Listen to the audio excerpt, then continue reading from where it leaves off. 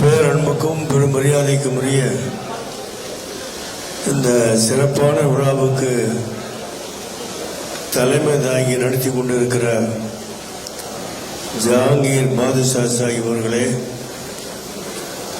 தொகுப்புரை வழங்கி சிறப்பித்துக் கொண்டிருக்கிற வழக்கறிஞர் அருமை சகோதரி லட்சுமி ராஜா அவர்களே, வரவேற்புரை ஆற்றியிருக்கிற அருமை சகோதரர் அப்துல்லா ஹசன் பைசி அவர்களே, துவக்க உரை ஆற்றிய அருமை நண்பர் அப்துல் கரீம் சாஹிப் அவர்களே, எனக்கு முன்பு வாழ்த்தை வழங்கி சிறப்பித்திருக்கிற அருமை சகோதரர் எஸ்டிபி கட்சியினுடைய மாநில தலைவர் அருமை நண்பர் நெல்லை முபாரக் சாஹிப் அவர்களே, இந்திய முஸ்லீம் லீக்கினுடைய முதன்மை துணைத் தலைவர் அப்துல் ரஹ்மான் சாஹிப் அவர்களே,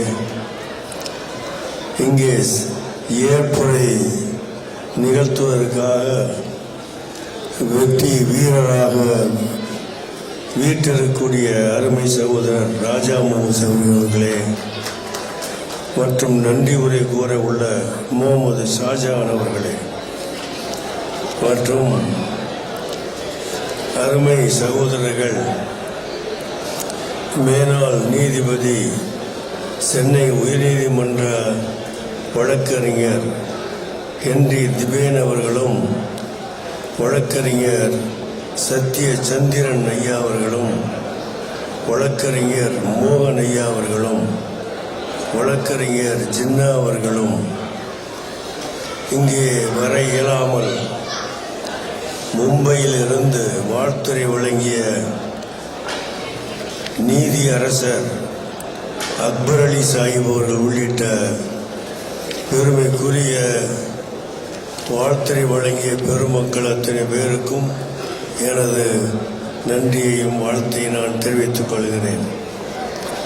என்னோடு இந்திய முஸ்லீம் லீக்கினுடைய மாநில துணை செயலாளர் VM பாரூக் அவர்களும், திருச்சி தெற்கு மாவட்ட தலைவர் ஹபீபுர் ரஹ்மான் அவர்களும், திருச்சி மாவட்ட துணைத் தலைவர் அலாவுதீன் அவர்களும், திருச்சி தெற்கு தொண்டரணி தலைவர் காஜா மொய்தீன் அவர்களும், அயலக அணி மாநில தலைவர் துணைத் தலைவர் அமீருதீன் அவர்களும், மற்றும்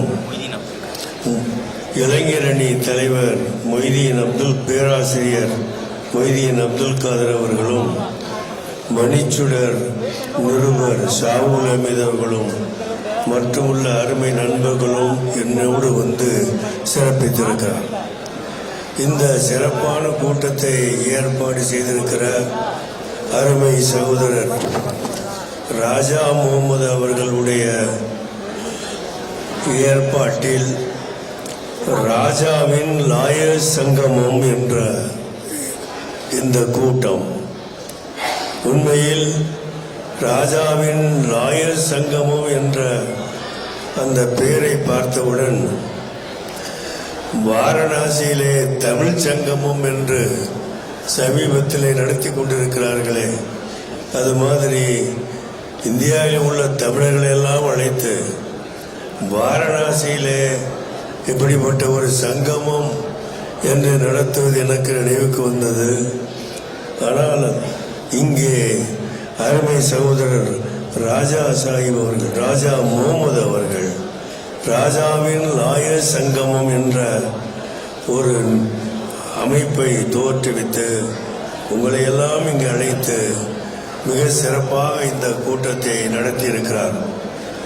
ஒற்றுமை எங்கள் பலம், நீதி எங்கள் இலக்கு என்ற ஒரு சுலோகத்தையும் இங்கே தந்திருக்கிறார். இங்கே பேசிய பெருமக்கள் அத்தனை பேரும் நிறைய பல செய்திகளை சொல்லியிருக்கிறார். இறுதியாக சொல்லப்பட்ட விஷயம், நடைபெற போகிற பார் கவுன்சில் தேர்தலில் அருமை சகோதரர் ராஜா முகமது அவர்களை குறைந்தது 2000க்கு மேற்பட்ட வாக்குகளை முதல் வாக்குகளாக அளித்து அவரை வெற்றி பெற செய்ய வேண்டும் என்ற அந்த நோக்கம் நிறைவேற வேண்டும் என்ற அடிப்படையிலே தான் இந்த கூட்டமே நடந்து கொண்டிருக்கிறது. இதிலே பங்கேற்றிருக்கிற வழக்கறிஞர் பெருமக்களும் அருமை சகோதர சகோதரிகளும் இங்கு பேசியது மாதிரி அவர்களுடைய வாக்கு ஒன்றும் முதல் வாக்காக ராஜா முகமதுக்கு கிடைக்கும் என்பதிலே சந்தேகம் கிடையாது. அவர்களுடைய வாக்குகளோடு அவர்களுக்கு தெரிந்த அறிந்த அவர்களோடு உடன்படக்கூடிய ஒத்து வரக்கூடிய சக வக்கீல்கள் அத்தனை பேரையும் 1ஆக 2ஆக 10ஆக 20ஆக 50ஆக ஏன் 100ஆக அவர்களை எல்லாம் தன் வசம் இருக்கக்கூடிய முறையில் நீங்கள் எல்லாம் இவருக்காக வேண்டி தேர்தல் பிரச்சாரமும் செய்ய வேண்டும் என்ற ஒரு அறிவிப்பும் இந்த கூட்டத்திலே செய்யப்பட்டிருக்கிறது. 1 10ஆக அல்ல, 1 100ஆகவும் மாற வேண்டும். அதற்கான முயற்சிகளை இங்கே உள்ள அத்தனை பேரும் செய்ய வேண்டும் என்பதையும் இங்கே உங்களுக்கு நினைவுபடுத்தப்பட்டிருக்கிறது. இந்திய முஸ்லிம் லீகை பொறுத்தவரையில் இந்திய அளவிலே நாங்கள் லாயர்ஸ் ஃபோரம் என்றும் வைத்திருக்கிறோம். தமிழ்நாட்டில் உள்ள லாயர்ஸ் ஃபோரம் சார்பாக இந்த பார் கவுன்சில் தேர்தலில் எந்த ஒரு வேட்பாளரும் நிறுத்தப்படவில்லை. அதே மாதிரி தமிழ்நாட்டில் உள்ள இந்திய முஸ்லிம் லீகின் லாயர்ஸ் ஃபோரத்தில் உள்ள 300க்கும் மேற்பட்ட வக்கீல்கள் அவர்களுடைய வாக்கு அத்தனையும் இங்கே நீங்கள் தெளிவாக சொன்னது மாதிரி அவர்களுடைய வாக்குகள் அத்தனையும் முதல் வாக்குகளாக தம்பி ராஜா முகமது அவர்களுக்கு கொடுக்கப்பட வேண்டும் என்று நாங்கள் தமிழ்நாட்டில் இந்திய முஸ்லிம் சார்பில் உள்ள இந்த லாயர்ஸ் ஃபோரத்திலே உள்ள அனைத்து சகோதரர்களுக்கும் நாங்கள் தெரிவிக்க இருக்கிறோம். முதல் வாக்குகளை அனைத்து முதல் வாக்குகளையும் சகோதரர் ராஜா முகமது அவர்களுக்கு வழங்கி அவர்களோடு மற்ற அறிந்த அவர்களுக்கு தெரிந்த அவர்களுக்கு உடன்பட்ட மற்ற வக்கீல்களிடம் வழக்கறிஞர்களிடம் பேசி அவர்களுடைய வாக்குகளையும் பெற்று இவரை வெற்றி பெற செய்ய வேண்டிய கடமை எங்களுக்கு இருக்கிறது என்பதையும் நான் தெரிவித்துக் கொள்ள வேண்டும். இது காரணம் என்ன என்று சொன்னால் ஏறத்தாழ 1,00,000க்கு மேற்பட்ட உறுப்பினர் இருப்பதாக சொல்லுகிறார்கள். எனக்கு தெரியாது. ஆனால் முஸ்லிம் சமுதாயத்தை சார்ந்த வரையில் 4,000-5,000 பேர் இருப்பதாக சொல்லுகிறார்கள். இப்படி ஆயிரக்கணக்கிலே முஸ்லிம்கள் இருந்தாலும் கூட எனக்கு தெரிந்து கடந்த 30 ஆண்டுகளில் பார் கவுன்சிலில் எந்த ஒரு முஸ்லீமும் இருப்பதாக எனக்கு தெரியவில்லை. வக்ஃப் போர்டில் நான் இருந்தபோது அருமை பெரியவர் கான் சாஹிப் என்று ஒருவர் வக்ஃப் போர்டு உறுப்பினராக ஆக்கப்பட்டார். பார் கவுன்சில் உறுப்பினர் என்ற முறையில் ஆக்கப்பட்டார். அவர் அப்போது பார் கவுன்சில் உறுப்பினர் கிடையாது, முன்னே உறுப்பினராக இருந்தார் என்பதற்காக வேறு எந்த ஒரு பார் கவுன்சில் உறுப்பினரும் கிடைக்காத காரணத்தினாலே பார் கவுன்சில் உறுப்பினர் என்ற முறையில் கான் சாஹிப் நியமிக்கப்பட்டார். 30 ஆண்டுகளாக பார்க்கிறேன் அவருக்கு பிறகு யாரும் பார் கவுன்சில் இருந்து வக்ஃப் போர்டுக்கு வந்ததாக எனக்கு தெரியவில்லை. தம்பி அப்துல் ரஹ்மான் இங்கே வக்ஃப் போர்டில் இருந்தவர், அவருக்கும் தெரியும், அவர் காலத்திலும் அவர் இருந்திருக்கிறார். ஆக 30 ஆண்டு காலமாக பார் கவுன்சிலில் தமிழகத்திலே உள்ள வழக்கறிஞர்கள் இருந்து ஒரு முஸ்லிம் வழக்கறிஞர், இது நான் முஸ்லிம் என்று மத அடிப்படையில் சொல்ல வரவில்லை, ஒரு முஸ்லிம் வேண்டும் என்று சட்டம் சொல்லுகிறது, நாம் சொல்லவில்லை. வக்ஃப் போர்டு அமைக்கிற போது வக்ஃப் போர்டிலே ஒரு உறுப்பினர், பார் கவுன்சில் உறுப்பினர் ஒரு முஸ்லிமாக இருக்க வேண்டும் என்று சட்டம்தான் சொல்லுகிறது. ஆனால் சட்டத்தை ஏற்றிவிட்டு அந்த சட்டத்தை நிறைவேற்றக்கூடிய இடத்துல அதற்குரிய ஆளே இல்லாமல் ஆக்கப்படுவது என்ற நியாயம் என்று நாட்டில் உள்ளவர்களை கேட்க வேண்டிய பொறுப்பு நமக்கு இருக்கிறது. ஆகவே இப்போ 30 ஆண்டு காலமாக இது இல்லாமல் போனது ஏன், இனியும் இப்படித்தான் இருக்க வேண்டுமா என்ற ஒரு கேள்வி மிகப்பெரிய கேள்வியாகும்.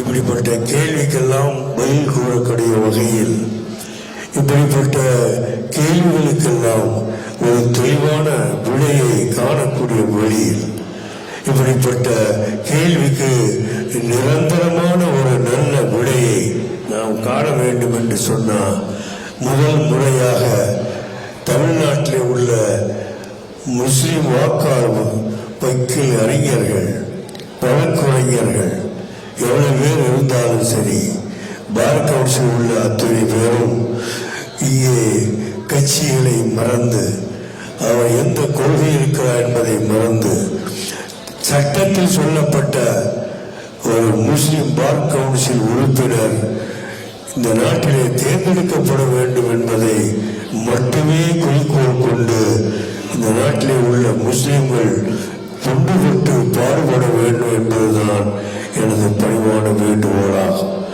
இப்படி சொல்லுகிற நேரத்தில் நாம் மதவாதமாக பேச வரவில்லை. நம்மோடு இணைந்து நமக்காக ஆதரிக்கக்கூடிய அருமை சகோதர சமுதாய மக்கள் தமிழகத்தில் நிறைய பேர் இருக்கிறார். நமது தோழமை கட்சிகளில் உள்ளவர்களும் நிறைய பேர் இருக்கிறார்.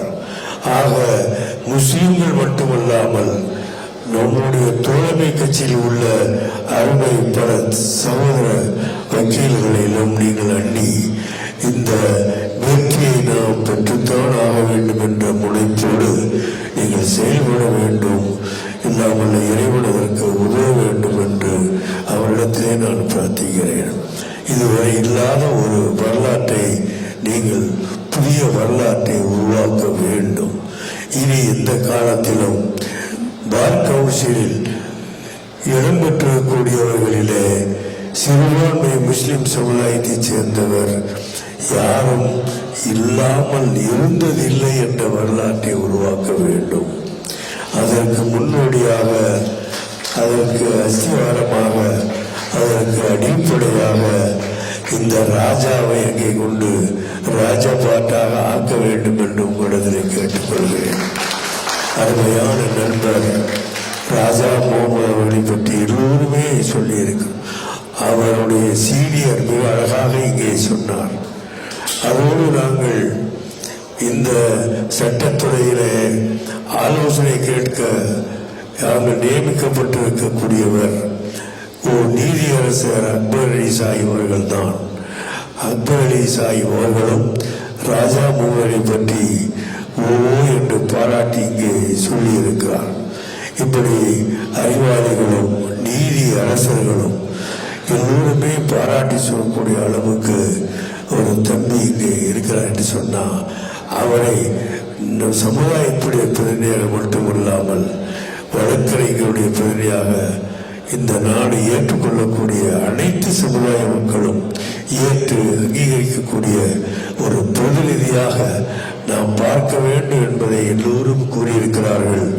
அதனை இந்த 2வது மாதத்துக்கு பிறகு பார் கவுன்சில் உறுப்பினர் முறையில் ராஜா முகமது பார் கவுன்சில் மெம்பர் என்று ஒரு பாராட்டு விழாவை நடத்தக்கூடிய ஏற்பாட்டை இதே இடத்திலே நாம் செய்ய வேண்டும் என்பதையும் உங்களுக்கு தெரிவித்துக் கொள்கிறேன்.